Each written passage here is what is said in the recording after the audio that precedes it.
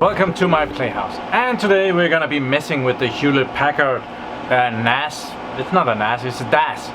We're gonna be messing with the Hewlett-Packard DAS storage box down there, and I got a lot of comments on the discs that I got behind me here from the UK, and yeah, it might have come out as if I didn't appreciate someone sending me 48 hard drives with trays all the way from the UK, and nothing could be further from the truth. I was very happy that someone suggested that they wanted to send me a ton of discs like this, and I really appreciate every package that I get.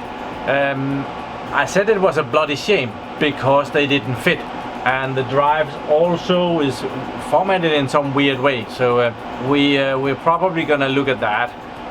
But I actually got another package, and this one is from Ben in the UK, and yeah, Ben is a student, and he sent me a rather long letter here, and it's another tray for my system here, so absolutely awesome. And it even comes with the screws attached with a piece of tape, and thank you very much, Ben, and I did read the letter and I really appreciate that as well, so thank you very much. I am gonna be using this tray. It also says 2 terabytes out here, which is the biggest one I believe that I have yet, and this is the right tray. I do believe that we saw the difference last time between the trays, but yeah, you can kind of see that one of them is taller than the other one. So this is for it's from some other Hewlett-Packard storage boxes. Someone said that it was from an EvoSAN, and someone said that it was from a P2000, and yeah, some other ones as well. Now I have one tray that I can use for testing the discs. I have already put 18 drives in this Hewlett-Packard storage box down here. Now I can put number 19, but even though this is an awesome gift, when I realized that these weren't gonna cut it, I thought I better get those trays because you've been waiting long enough for them. So I did. And so here is another big box, and this was also sent from the UK. I'm gonna miss the UK now that they're getting out of the EU. That means that yeah, I'm gonna have to pay import taxes on everything that I order in the UK. That's plus 25%. That's gonna be 25% more expensive for me. That's gonna suck. I found a really good deal on eBay for these trays, and I needed some. I can't really continue asking you guys to send me trays, so I thought that I would just buy trays enough. And well, I could buy 5 trays, I could buy 2 trays, I could buy 1 tray. I found a place where I could buy 40 trays, and they were like 110 pounds for 40 trays.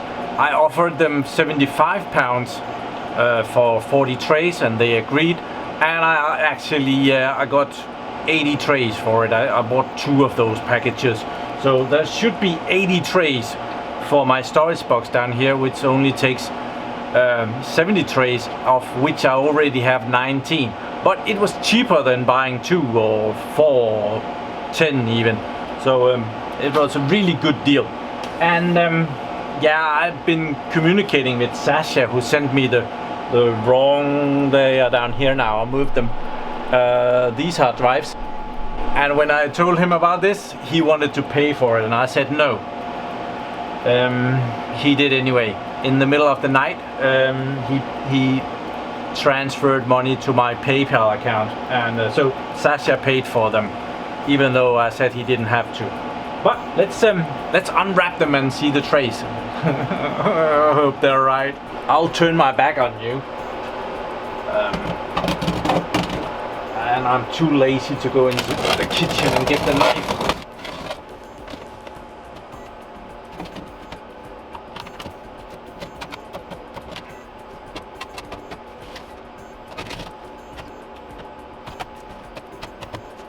Okay, it's gonna get exciting here.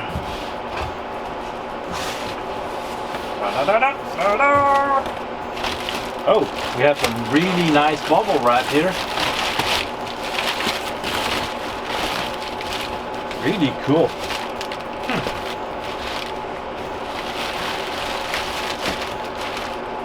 Yeah, this looks really right. You better get a look at this.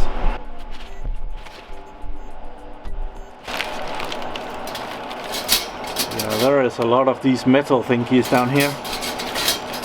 Whoa, it's gonna take forever to do this work. Hope there is some more at the bottom here.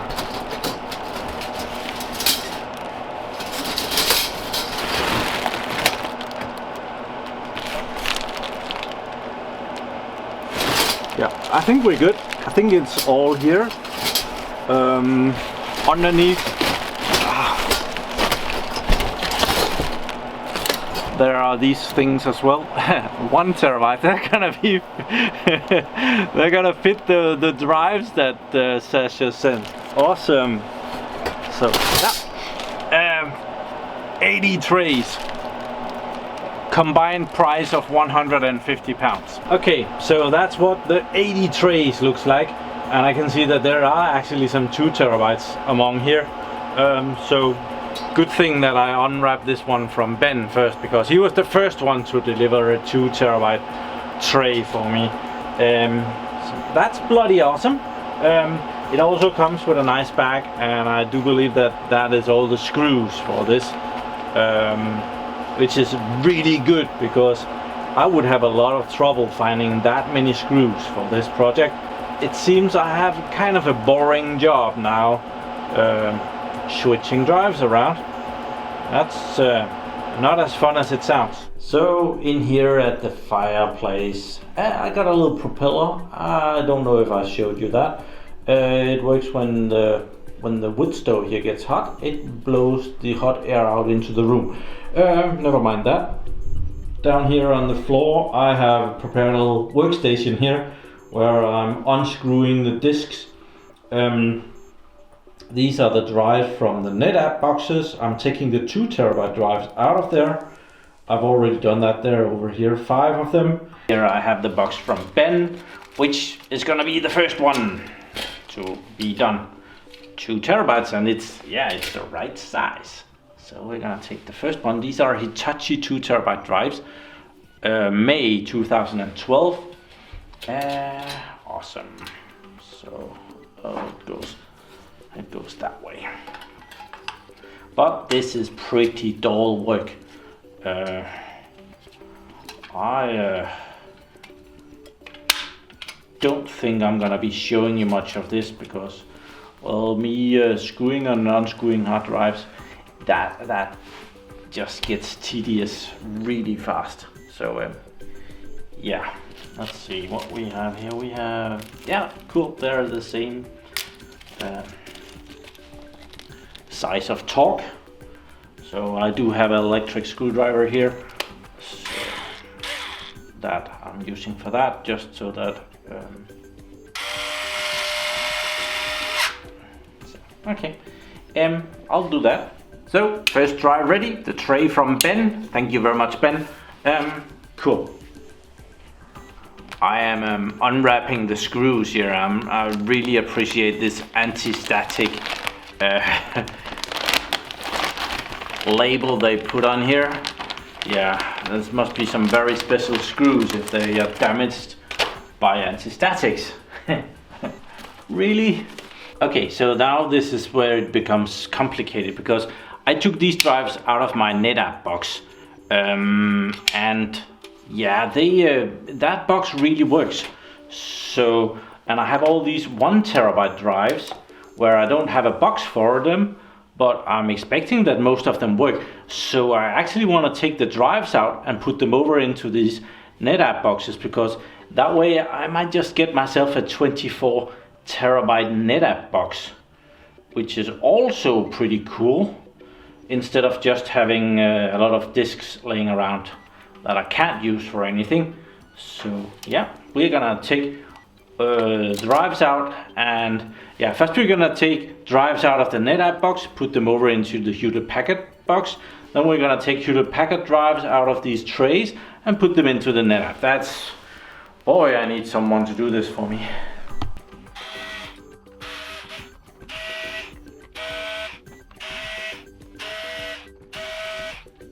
And the other side. Okay, I have been taking out, doing the disk part here, and I have done 21 of these disks. I've been taking disks from over here, and I've been putting in 1 terabyte disks in. These 12 has been filled up already, and now we are going to be putting in the 2 terabytes in here. I think I want to fill it up, the back of it. When we take these out, there is like room for 35 drives in this. I'm guessing that it's gonna be a while before I replace these 2 terabytes. So if I put 2 terabytes in the back of it, well, they will be there for longer. So I think I'll put some in there on the back. So we'll do this one first. And pull it all the way out. There. And it's noisy when you do that.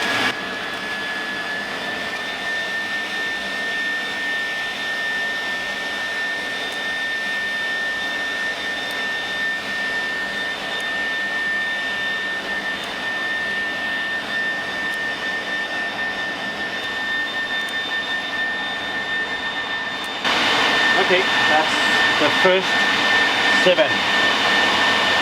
So I have 3 more for this one. Or actually, let's put in 4 more in this one. But we can push it in a little bit so that it's not, so that it doesn't have to take as much weight.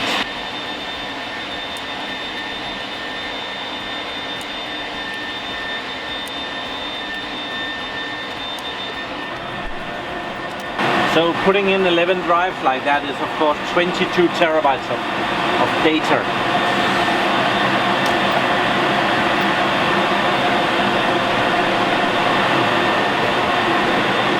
I think I got it in there, right?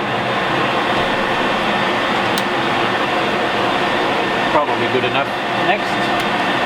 So this one is going to take 10 drives. And we move those over there.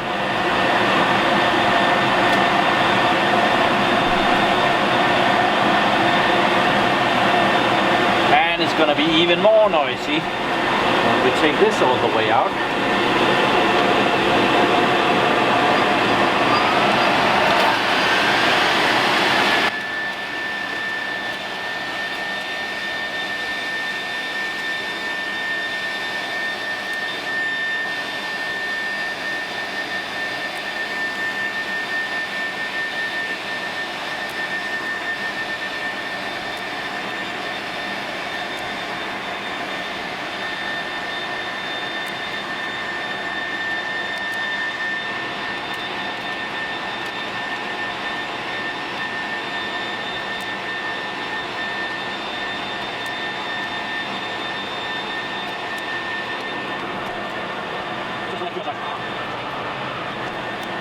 There we are. So now it should quiet down. Yeah, it's really noisy when you take out the drives. So yeah, does it see the drives? I guess we have to go check that out. Whew. That was 21 drives that we just put in, so that was 42 terabytes. Awesome.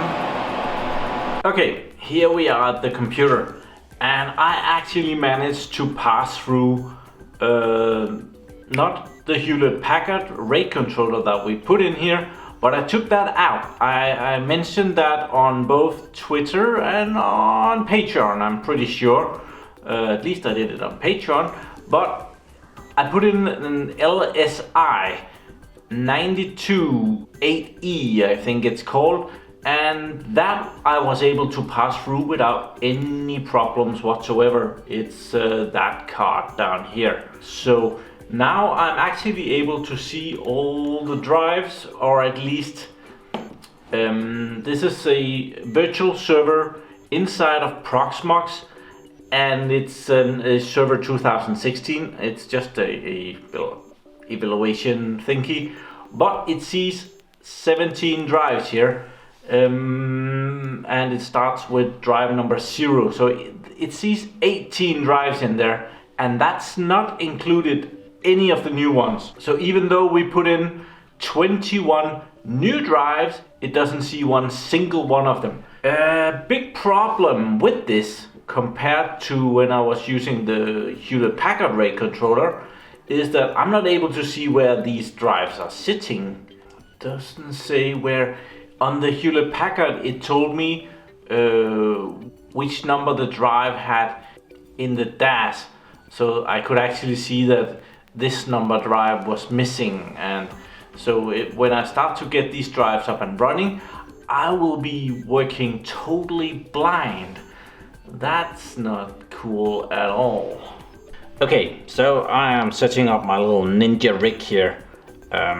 So I have this, I took this out of a hard drive, external hard drive bay at some point.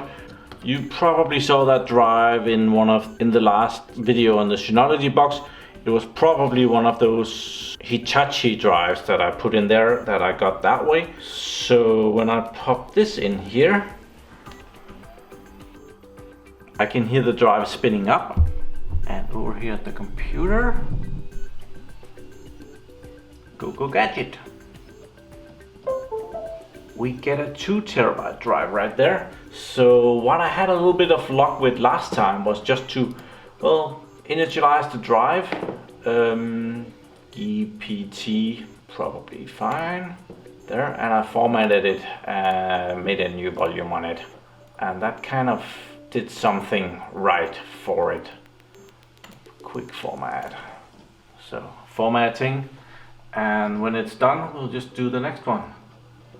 There we have a drive. Apparently that was enough to do something good. Unfortunately I can't just detach it. I have to power it off, otherwise it won't disappear in the computer.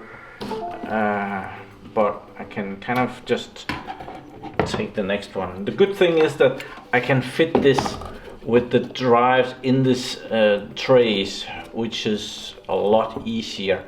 And if I have to do this to 21 drives, that is gonna be a time saver. Yeah, and this one is spinning up as well. I should get the next one up here in just a second. I took the first 3 drives out. Initialize drive, check, new volume, next, finish, and it will do that.